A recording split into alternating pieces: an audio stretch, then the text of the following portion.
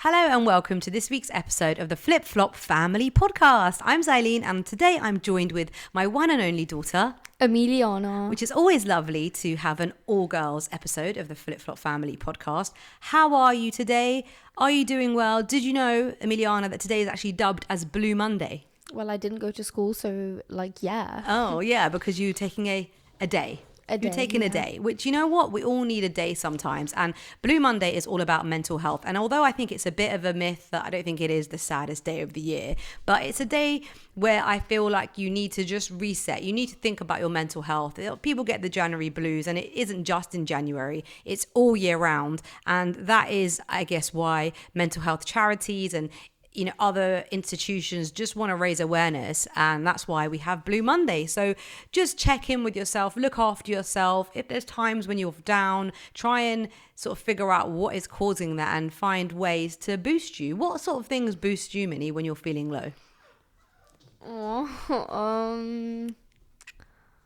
Talking to someone and listening to music. Those are probably the two things that really help. Music is really helpful. Sometimes you just walk around the house with one earpod in your ear, don't you? Yeah. When you're feeling low and you just makes you feel better. Yeah. A hot chocolate. No, I don't like hot chocolate. Oh, you've gone my off. Stomach feel weird. Okay. Emiliana made me one today and it was more like a warm chocolate, but we fixed it. It was fine. And also just kind of like cuddling up and watching something or going out for a walk. Like there's loads of ways you can boost your mental health. And I just think it's important for you to know what things work for you. So I hope you're feeling cheery and I hope you're not feeling blue.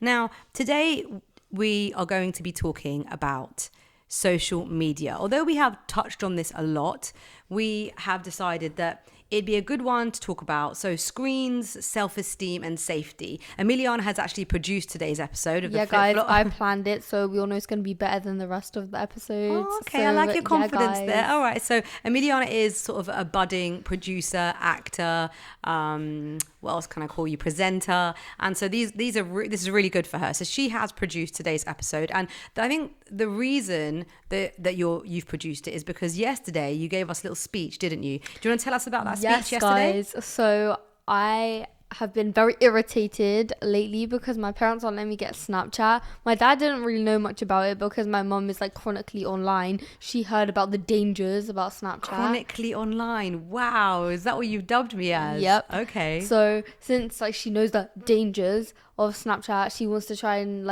avoid me from getting the app. Well, I get that, but you don't get what it's like to be my age in this year. Yeah, so do you know what was really funny actually? Yesterday, Emiliana decided to literally do a whole slideshow and presentation to me and Ben about why we should allow her to have Snapchat. And did you know, Emiliana, because you actually quoted Martin Luther King yesterday. And I did. And yesterday, I have a dream, guys. But yesterday was actually Martin Luther King Day.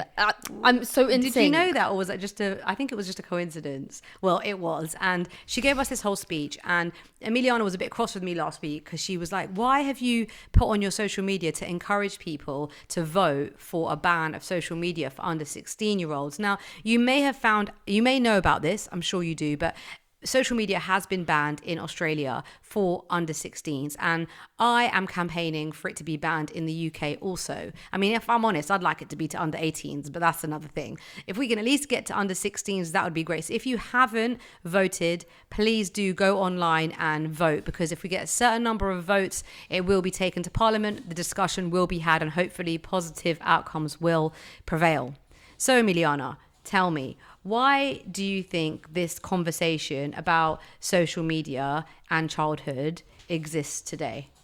I think it exists because a lot of people my age and even younger now are being associated with apps that they shouldn't really have, if you know what I mean. But I think if no one else had a certain app, I think maybe I would want it for certain features, but I don't think I would be as keen on wanting the app because no one else has it. Okay. So really and truly, I do think that is a big problem, because you always say that we are quite strict on how much we limit certain apps for you.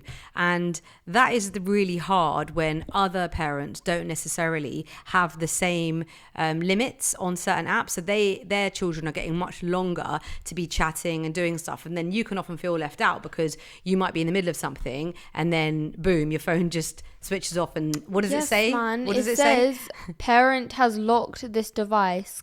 If you want more screen time, ask for more. Like what? So, but that's what I mean. So actually, it would be a lot easier if the same rules, if there was like a blanket rule, it would make it so much easier for parents if the rule existed all round. There will always, I feel, still be ways that kids will get around these things. But if everybody was in the same boat, it would definitely make things easier. Now, the problem is that social media is starting younger and younger, and there have been studies that have shown direct links to effects on mental health, which is why I and Ben, our daddy, are so strong on this. And as you've quite rightly researched for us for this podcast, there are actually algorithms that are designed for engagement, not well-being. So one of the things you told me about on Snapchat is how they have streaks. Do you want to tell us more about the streaks? Yeah, so it's basically I send a photo to someone or they send it to me first, and then etc. Like I will send one back and that classifies as like one streak, and then the next day you do the same. So it's kind of like keeping on contacts with your friends, like. But it's encouraging you to keep going on every single day. Yeah, it's a bit like but Duolingo streaks, right? Yeah, but at least you were learning a language with that. Yeah, I guess it is. But either way, I know I'd still go on the app every day to talk to my friends, so it doesn't really make a difference if you think about it. Yeah, but this is what I'm trying to explain to you, that the tech giants don't care about your well-being. They just want children online using their apps so that they can increase advertising and sell your information. So that's really what it's about. And by doing things like streaks, you as kids think it's like pretty cool. Oh yeah, I don't want to break my streak. And that means they are keeping maintained engagement every single day. And this is what I just find baffling, that it hasn't already been banned for children. So the legal age, the recommended age for Snapchat is 13. And you're 13. I think it's 12. I think they changed it. No, I think it is 13. I'm pretty sure it is. Is there an age for TikTok and WhatsApp as well? For WhatsApp is 13. Snapchat's 13. Let me check. And TikTok and Instagram. But I mean, again, for me, these ages should not be what they are. TikTok is 13, WhatsApp's 13, Snapchat's 13. I don't really care about Instagram. Okay, yeah, I don't think the youth are that bothered about Instagram. That's more of an old fogey thing. It's 13. Thing. Oh, it's 13. Okay. Everything's 13. So that seems to be the golden number. And you have had access to TikTok and WhatsApp earlier, but we haven't given you access to Snapchat. Again, we limit Emiliana to 20 minutes a day on TikTok, and WhatsApp, I think, is it 30 minutes? No, it's 40 minutes. 40 minutes, okay. But again, we don't really have an issue with Emiliana being sociable and talking to her friends, but for us it's more of a concentration thing, and I feel it's best to limit it to like a certain period in the day so that you're not constantly on it. But we are totally up for the no social media for children in this household, and we had a quite good conversation the other day in the car, Emiliana, and you actually said that you wouldn't mind there being no social media. Yeah, I think if it wasn't such a big thing with the age gap between, say, like 12 to 15, I think if it wasn't such a big thing with that age gap, I don't think I'd want it as much. Okay, so if that age group didn't have it, then I don't really care. Okay. Like, if I wasn't the only one that had these rules, I know I'm not the only one, but I'm one in few, for example. Yeah. Like, in my friend group. That's hard then. That's hard.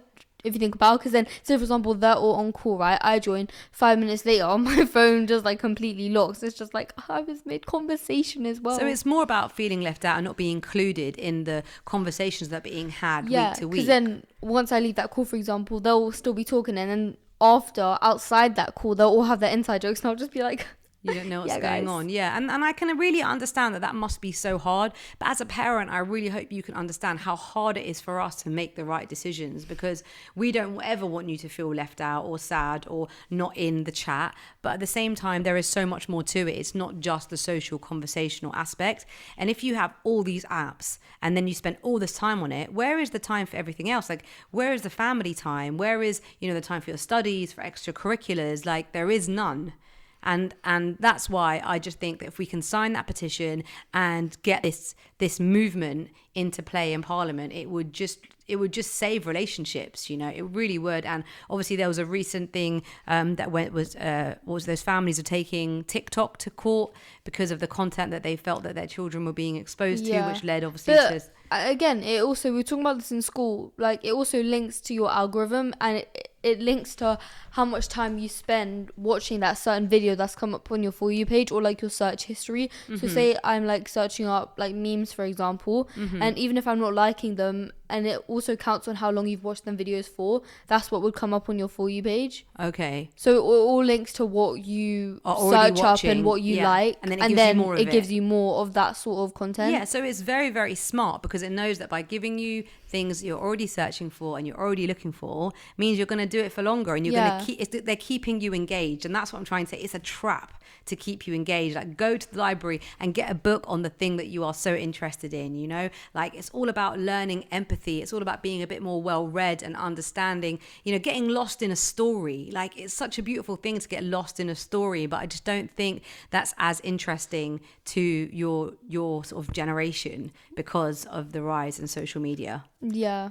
So the things that we know social media can really affect is brain development and mental health. So we've got anxiety and depression, Low self-esteem, body image issues, sleep disruption, and online bullying. Now, we have discussed all of these topics before on previous episodes of the Flip Flop Family podcast, but it is such a relevant topic that we just felt that we needed to keep, you know, saying these things and keep talking about these things so that families continue to be aware and continue to raise these topics. Like, we tend to watch things when we eat our dinner, or in the last couple of days over the weekend for breakfast, we've not been watching anything, and we've just been having these really nice chats about what's going on in each other's lives, and it kind of is quite therapeutic. I've found them quite therapeutic. It's been quite nice, because I think it's also because we're all not in the house at the same time, right? So I think there's always that one time to talk. Yeah, like breakfast. Even if we don't get anything else later, at least we got like... Yeah, we're all so busy, aren't we? And we're all doing different things, and we have different agendas. So we've been